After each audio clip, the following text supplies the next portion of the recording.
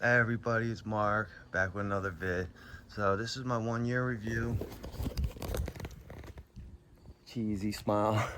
Anyway, the car's a little dirty, but yeah, it's been like a little bit over a year since I've had her.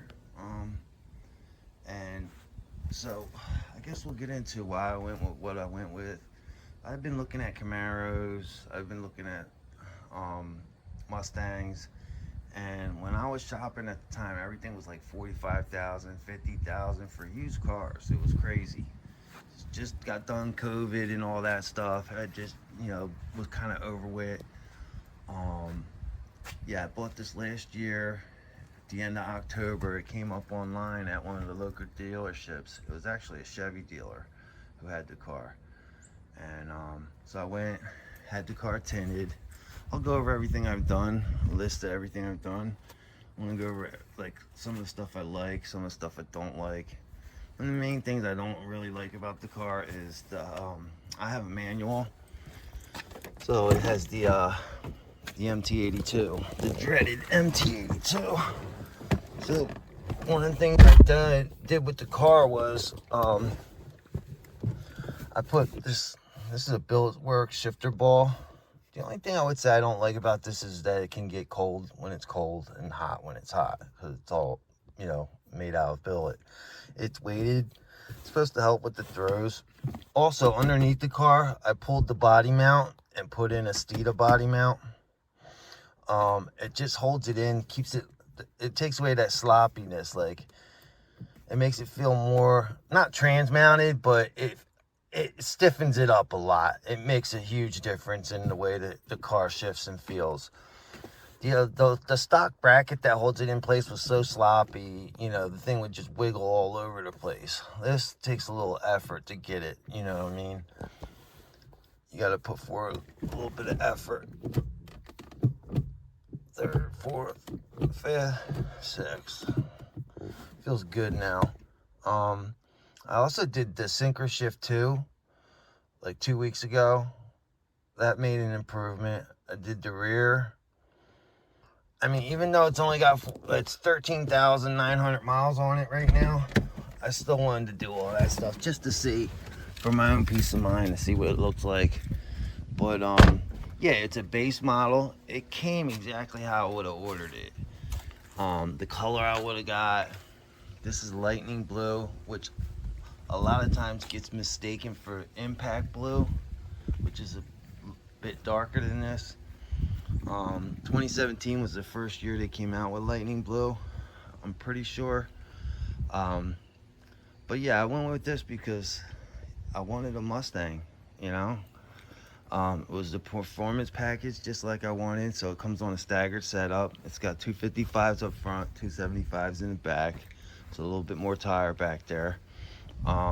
Comes with the front end that I like, the fog lights. I don't like the 18's hood either.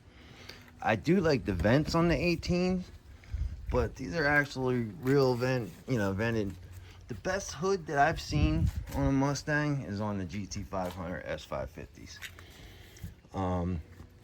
But anyway, back when I bought this, you could order. It was right at the time where you were able to order a 2024. And I was looking at the pricing and what you could order for, and I'm thinking, oh my God, even with like 2025 down on the car, I would have been still paying like close to $1,000 a month to buy a new car. And dude, that doesn't count insurance, that doesn't count the gas, everything. And I'm not even really gonna bring gasoline up too much in this, because you don't buy a car like this for, gas. But yeah, I got the Gen 2 because it came with 8 injectors versus 16. The 18s and ups are considered the Gen 3s, and they come with 16 injectors. They come with DI and port injection. This one just has port. Other than that, the Gen 3s have like 12-to-1 compression. This is 11-to-1. But I did my homework. Everybody online kept saying, get a Gen 2, get a Gen 2, get a Gen 2. And the reasons for that is because it only has 8 injectors. Less headaches, less problems. When I hear 16 injectors, I think 16 points of failure. That's just me. I just think more money, more problems when it comes to that kind of stuff. Now, if I would have found a nice 2023 performance pack for the same price, don't get me wrong, I would have snatched it up. But this one didn't even have swirls in the paint. Like, still really doesn't. Any swirls that are in this paint are from me washing it. I mean, it was so clean. It doesn't have nicks, chips, everything. It looked brand new. I mean, it still kind of does.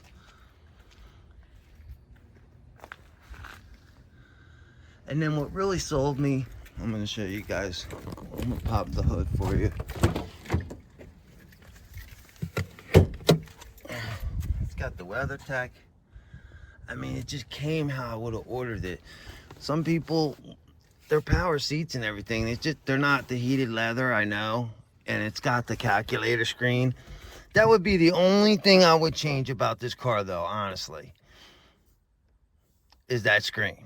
I'd rather have maybe the bigger one, just for backing up purposes, though. I wouldn't get rid of my actual real gauge cluster for nothing in the world.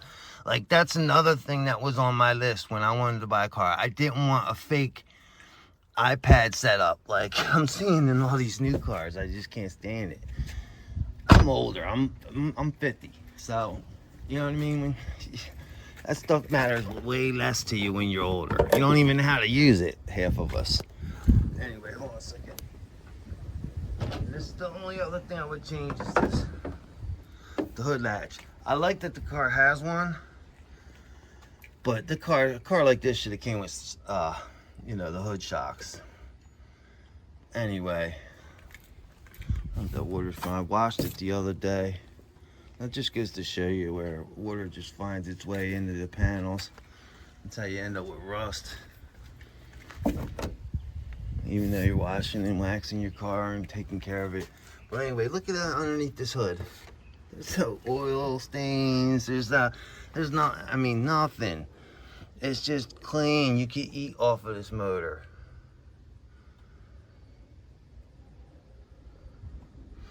I do have a J&L catch can inside, but I really don't like to run a catch can in the winter, if I'm being honest.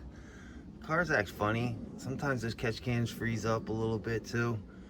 I'm probably gonna pop that on right before the summer hits. But yeah, this is the Gen 2. It shares the same architecture with the GT350 and the GT500s. I mean, these engines are all pretty interchangeable. The Mustang guys who know, they know the deal. But for me, it was always going to be the Gen 2. Like I said, the power is basically the same between the Gen 3 and the Gen 2.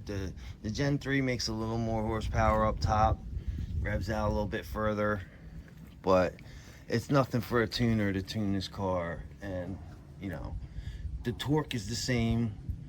You know, this is rated at 400 torque, 435 horsepower from the factory. The Gen 3s were rated at, like, I think what, 450, 445 or something, 405 torque. So the torque never really changed. It's got 373 rear LSD, the Torsen LSD. Because it's a performance pack, front shocks are tuned a little bit better. The rear sway bar is a little bigger. I did Steeda IRS braces in the back, which made a huge difference. Oh my God, what a difference.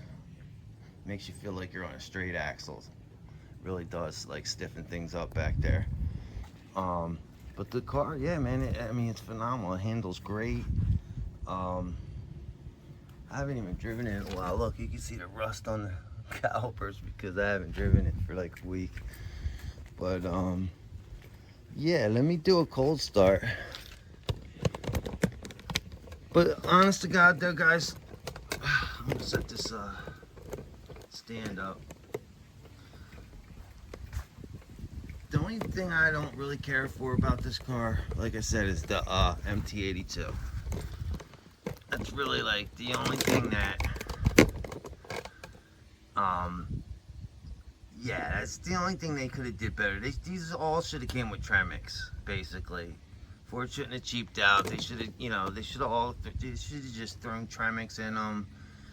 And once they went through what they went through with the Gen 1s, with the 11s, the 14s, and the MT82 and all the complaints that they had with the high RPM lockout.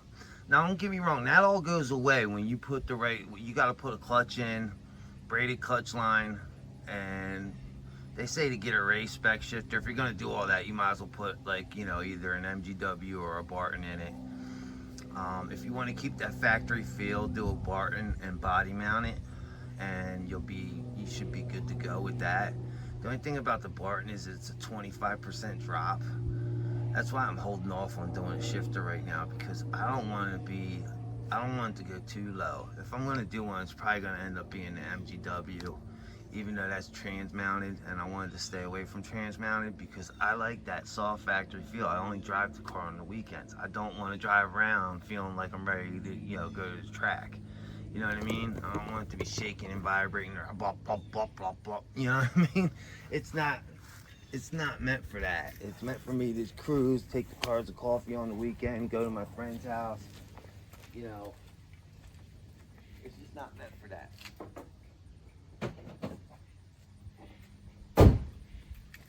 Anyway, let's do a cold start. Hopefully this camera picks it up, the sound really good on this.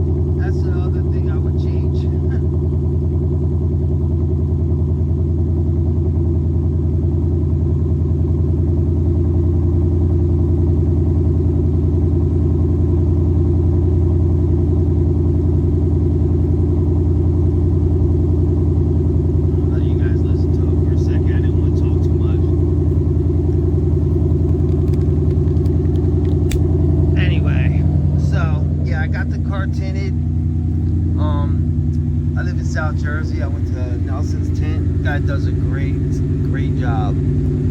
I went 5% on the back, which in retrospect I really wish I wouldn't have made it that dark, because I'm telling you what, trying to back up at night is a little rough. That's why, like, the only thing, like I said, the only thing I would really change is like that little screen. I wish I had the bigger screen for backing up, but that's it. Other than that, I have the vacuum, my oil pressure's right there, everything's right there.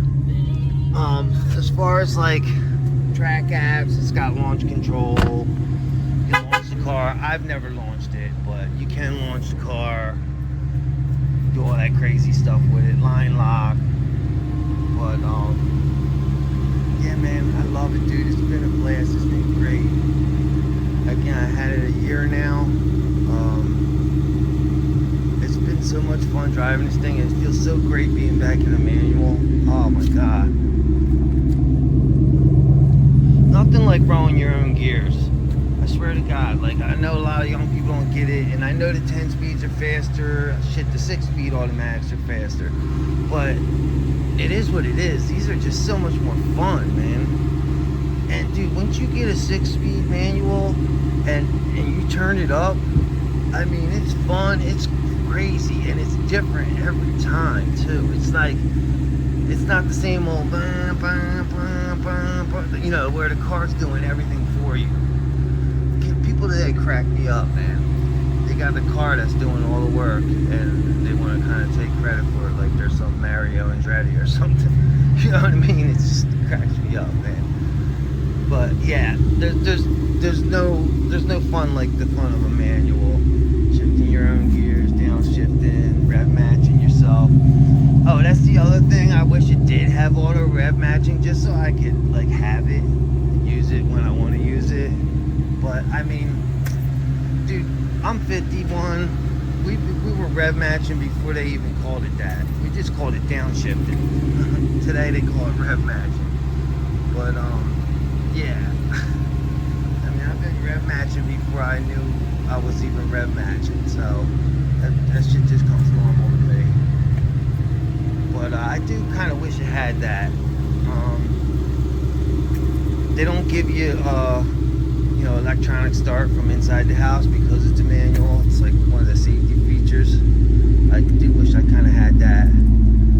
But in a way, I'm glad. If I start this car in first gear, man, it was. I mean, when they put an aftermarket one in, you can't start it up if it's in gear. You know what I mean? So Ford could have gave us like key start. You know, start it from the house, and if it doesn't start, then you know it's in gear. I don't know. But yeah, she's a little dirty right now. But I'm telling you what, man, this car handles great.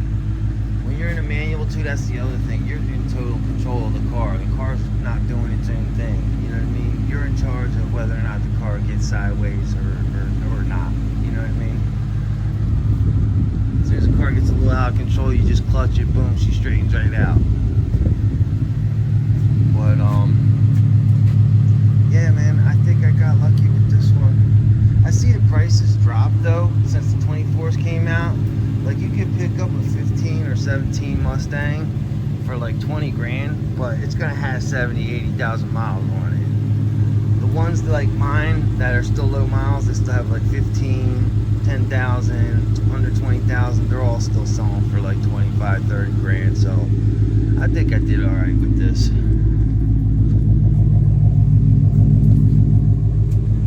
Yeah, I'm happy. Like I said, I don't have a car payment. The title, I have the title to the thing. You know what I mean? I'm not going to bed at night stressed out about some $1,000 a month payment. And let me tell you something too. You're not going to get a car like this. Even at 50 years old, my insurance went right to like 200 bucks a month for this car. I had to drop my deductibles, play around with my insurance to get my insurance back down to a reasonable price. It was kind of crazy. Like, and the expenses like oil changes. Everything doubles when you have a muscle car or a sport car, because this thing takes 8 quarts of oil versus that taking 4.5, like 5, okay, at most.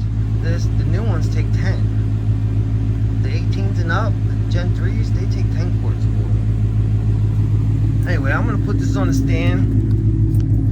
I just wanted to do my 1-year review, man. I love this car. The only thing that I'm probably gonna do to it eventually is turn it up, but that won't be for another couple years. I'm gonna work on in the meantime, I'm thinking about doing a drive shaft, a shifter, and looking at wheels and tires too. I got it on 1-inch spacers right now, hub centric, so they stick out right even with the wheel well. Gives it nice mean tough look too. Just wrap this up a little bit.